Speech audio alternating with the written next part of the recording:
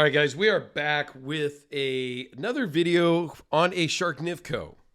I have owned a Ryu for a while. I have done a video on a Waka before. However, here's another one with another look at it. I think I did the Waka video maybe a year or so ago at the time of filming. This one comes to me from Elias. He loaned this in, and it is a total user. So I'm going to go through the specs real quick in a minute, but I also am just going to talk about using your knives. As you can see here, this one has some love to it, if you will. Pocket clip is a bit scratched up, beat up, and dinged up. The scales are in really good shape. A little ding there. You know, it's got wear to the point where, you know, you're not going to get top dollar if he goes to sell this maybe. He has sharpened it. The owner has sharpened this thing many times. He says when he first got it, he carried it exclusively for 3 months and used it for everything from roofing to, let me see, I've got a little note over here. Everything from gardening to roofing to food prep. It's super scratched up because of that, and he loves it. The knives are just a tool at most people's level, right? At the average person's level, a knife is just a tool. Even at my level, and I have some 5-figure knives. Okay, so it's still just a tool. I haven't broached that threshold into the art knives. Although I'm bordering, right? A lot of people think, you know, you could think of this one as more of the art type knife. I don't carry this one often, but this one is a collector one, if you will, for my collection. I love this model, the Hellraiser from Red Horse Knife Works. This one is less artsy because it's more plainish. And this one gets carried a lot because I just love the model. So I haven't really broached the art knife. But I think I could maybe get there. But back to reality here. Yeah, I think these were going for 1,500-ish, okay? And don't quote me on that. But for $1,500, just use the hell out of it, guys. This one was about $2,000 when I got it. Just use it. It's just a knife. Okay, what you've got here is 4 3/8 closed, 7 3/4 overall. 3.38-inch blade. This is the full-size one. They do have a mini Waka, roughly an inch smaller, give or take overall, and then kind of proportionately shorter, right? I don't think I've done or handled a mini yet, but it isn't super mini from what I understand. It's about an inch shorter overall.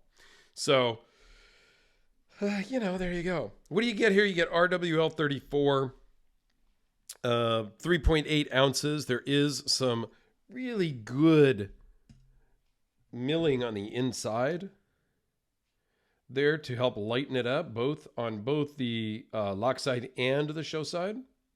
Now, this is one of his, I think this might have been the first model where he got into CNC machining.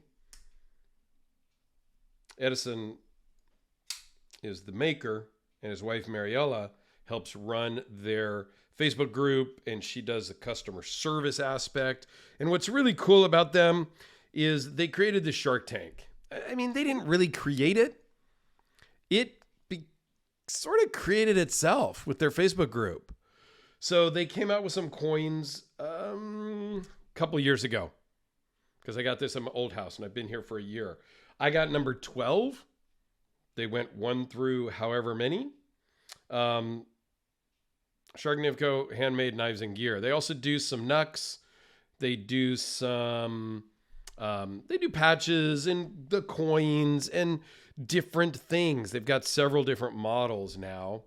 The Ryu was their first one, which was all handmade on a manual mill no CNC. The Waka, there's another one with the SHI Shiku maybe model. That one is CNC. Even the new Ryus that he's doing are CNC now. And they go for crazy prices. There is just such a cult following for this company now that it's almost crazy, honestly. Yeah, it's a little much, but that's a whole different story. Frame lock with thumb studs. I wish this was a flipper, actually. The thumb stud works really well. It's a little bit awkward in my hand just because of the thinness of this. It's overall 0.415. It runs on bearings. It's just a great user. So guys, I encourage you, use your knives. Don't worry about the value. You're losing value when you buy it. There are very few knives that you're actually going to make money on when you sell them later. Very few. You may get lucky. When I sold my Ryu, I made a little bit. When I sold my Holt Spectre, I made a little bit. Koning Arius, I might have made a couple bucks. Everything else I've lost money on, basically. Which is okay.